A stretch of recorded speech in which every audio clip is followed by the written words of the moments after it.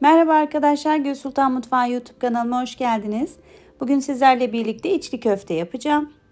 Daha önceden de birkaç tarif paylaşmıştım. Onlardan gelen yorumları derleyerek sizler için tekrar bir video hazırladım. Şunu da belirtmek istiyorum ki içli köfteyi her yörede farklı şekillerde yapıyorlar. Yani yorumlarda bana kendi yörenize özgü olanları söylüyorsunuz. Fakat dediğim gibi her yörede farklı şekilde yapılabiliyor. Umarım sizler için faydalı bir video olacaktır.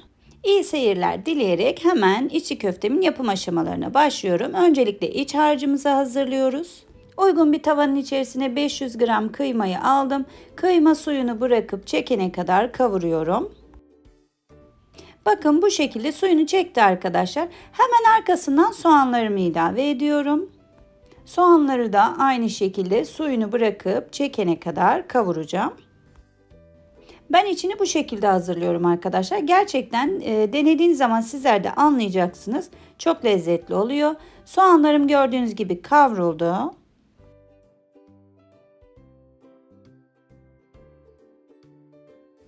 Şimdi 2 yemek kaşığı kadar tereyağı ilave ediyorum.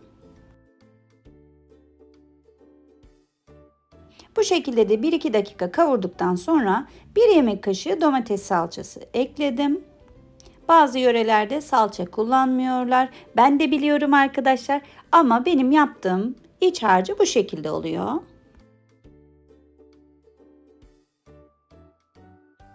Salçanın kokusu çıkana kadar iyice kavuruyorum. Hemen arkasından baharatlarımı ilave ediyorum. Baharat olarak tuz, karabiber, toz biber ve pul biber kullandım. Bu şekilde yaklaşık 5 dakika kavurduktan sonra yarım demet maydanozumu ekliyorum. Ve hemen ocağımın altını kapatabilirim. İç harcım hazır arkadaşlar. İç harcına ceviz de ilave edebilirsiniz. Fakat ben tercih etmiyorum.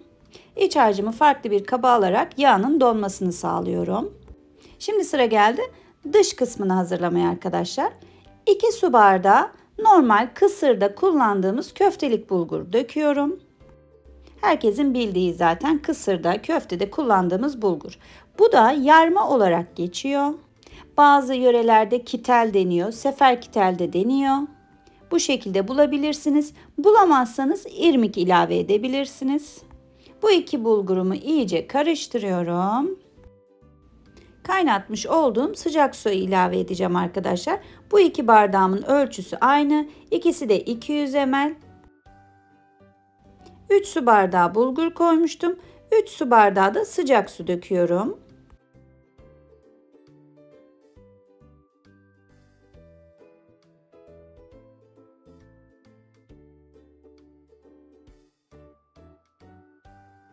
Bulgurlarımın her tarafı ıslanacak şekilde karıştırıyorum.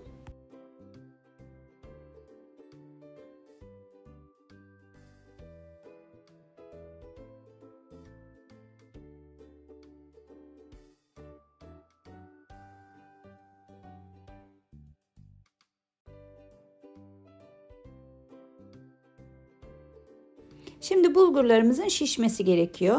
O yüzden bu şekilde üzerini düzeltiyorum. Hemen üstüne bir kapak kapatıyorum. Yaklaşık 15 dakika sonra üzerini açıyorum. Öncelikle gördüğünüz gibi iyice birbirine yapıştı bulgurlarım. Onları ayırıyorum. Yoğururken topaklanma olmaması açısından bize yardımcı olacaktır.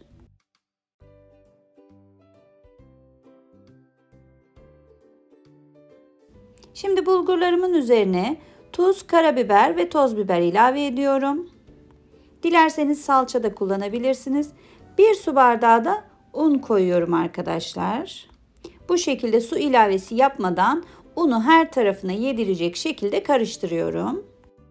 Hiçbir şekilde dağılma, çatlama, patlama olmuyor arkadaşlar. Yumurta kullanmamıza bile gerek yok. Birazdan kaynattığım zaman göreceksiniz. Hemen bir miktar su ilave ederek hamurumu yoğurmaya başlıyorum. Çok fazla su ilave etmenize gerek yok. Siz hamurun durumuna göre ayarlayabilirsiniz. Burada yapmamız gereken tek şey çok fazla miktarda yoğurmak arkadaşlar. Böyle hamurumuz macun kıvamına gelene kadar yoğuracağız. Zaten hamurumuz olduğu zaman kendi kendini toplamaya başlayacaktır. Bu aşamada biraz kol kuvveti gerekiyor tabii ki.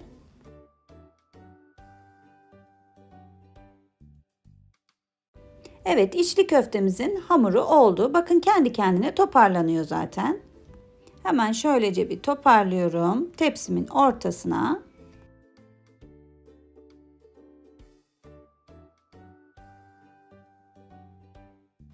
Hamurunuzun üzerine örtebilirsiniz. Benim yaptığım gibi elinizi ıslatarak üst kısmına da sürebilirsiniz. İçli köftelerinizi yaparken kurumaması için önemli. İç harcımı da buzluk kısmında dondurdum arkadaşlar. Bakın bunun donması sizin şekil vermenize yardımcı olacaktır. Aksi takdirde yağlar şekil vermenize engel olacaktır. Hemen Bismillahirrahmanirrahim diyerek başlıyoruz arkadaşlar. Bir miktar hamurumdan koparıyorum. Elimi çok az miktarda ıslattım.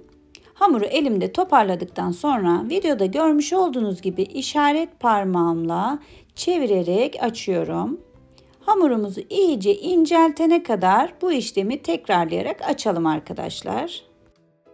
Eğer benim yaptığım gibi açamıyorsanız düz şekilde de açabilirsiniz. İç harcını koyduktan sonra toparlayabilirsiniz. Bakın çok pratik bir şekilde açıldı. Hemen içerisine yeteri kadar iç harcımı koyuyorum. Tekrardan elimi çok az miktarda ıslatarak ağız kısmını büzerek kapatıyorum. Bu aşamadan sonra istediğiniz kadar bastırabilirsiniz arkadaşlar. Hiçbir şekilde bozulma olmayacaktır. Bastırarak avucunuzun içinde yuvarlayarak kapatabilirsiniz. Gördüğünüz gibi içli köftem hazır arkadaşlar. Sizler için hemen şöyle birkaç adet daha göstereceğim. Kapatma işlemini farklı şekilde de yapabilirsiniz. Ama bu şekilde gerçekten oldukça pratik oluyor. Videomu buraya kadar izlediyseniz ve sormak istediğiniz herhangi bir sorunuz ya da öneriniz varsa bana yorumlarda yazabilirsiniz arkadaşlar. Müsaitlik durumuna göre yorumlarınızın hepsini cevaplamaya çalışıyorum. Bakın incecik oldu. Hemen iç harcımı koyuyorum.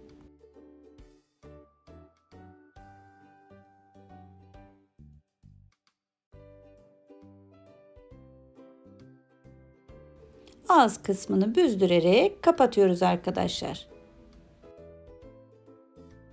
Verdiğim püf noktalarına uyarsanız gerçekten hiç dağılmayan, çatlamayan içli köfteler elde edeceksiniz.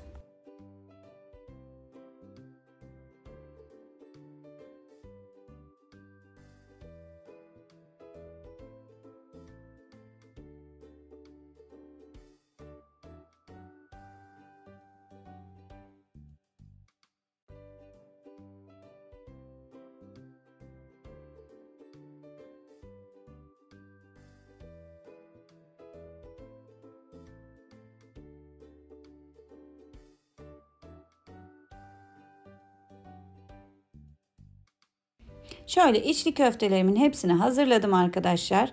Eğer hemen pişirmeyecekseniz hiç birbirine değmeyecek şekilde buzlukta bunları donduruyorsunuz arkadaşlar.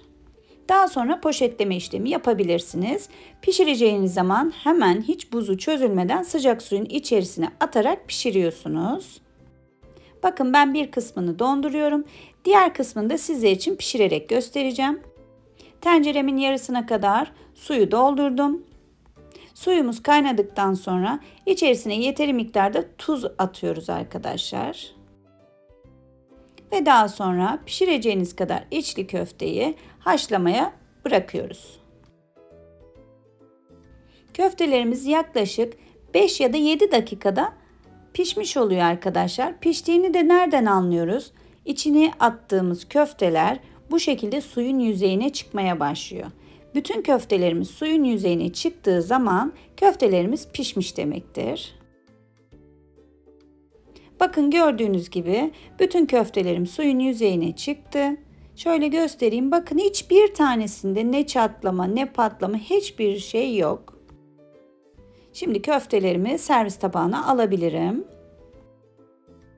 Haşlamak istemiyorsanız köftelerinizi yağda da kızartabilirsiniz. Ama bu şekil yaptığım zaman ben haşlayarak yapmayı tercih ediyorum. Köftelerim iyice haşlandı arkadaşlar. Şimdi üzerlerine eritmiş olduğum tereyağını gezdiriyorum. Tereyağının içerisine toz biber de atabilirsiniz, pul biber de koyabilirsiniz ya da salçalı sos yaparak da tercih edebilirsiniz. Bugün de sizlerle birlikte muhteşem içli köfteler hazırladık. Umarım beğenmişsinizdir. Beğendiyseniz videoma like atmayı unutmayın lütfen. Ve hala kanalıma abone değilseniz abone olup bildirimleri açtığınız takdirde paylaştığım bütün videolardan haberdar olacaksınız. Bir sonraki videoda görüşmek üzere. Hoşça kalın, sağlıkla kalın.